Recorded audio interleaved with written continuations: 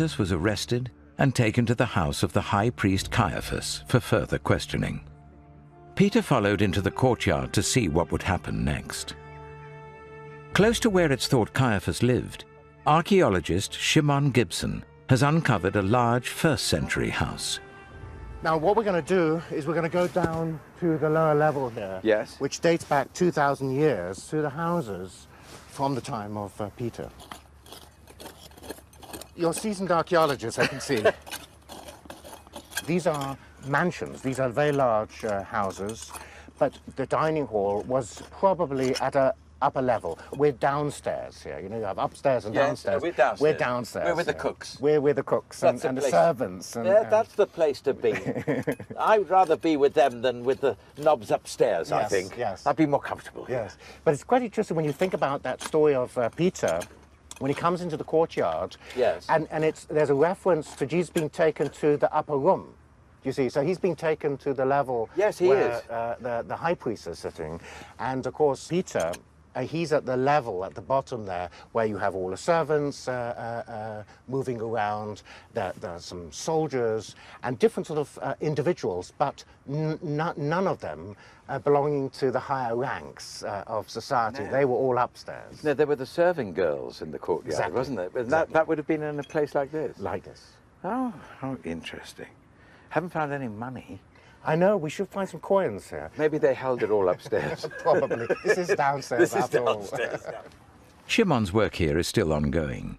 So to get a better idea of what Caiaphas's courtyard may have looked like, he took me to the basement of a modern building where excavations in the 1970s uncovered a similar first-century priestly home.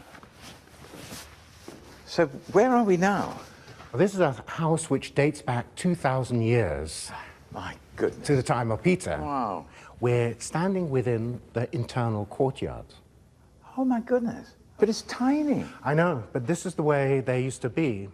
Sort of courtyard that Peter could have come into. I think so, I think so. But looking at this, there's nowhere to hide, is there? I mean, there's no pillars, there's no... He would have had to be very courageous. I mean, just assume for the moment that you're Peter. Right. I'm a Roman soldier. You're going to walk in, I'm going to see you straight away, and I'm going to say, who are you? You know, what are you doing here? So he put himself into jeopardy. Yes, yes. So you could use some excuse. You could say, I'm a tradesman.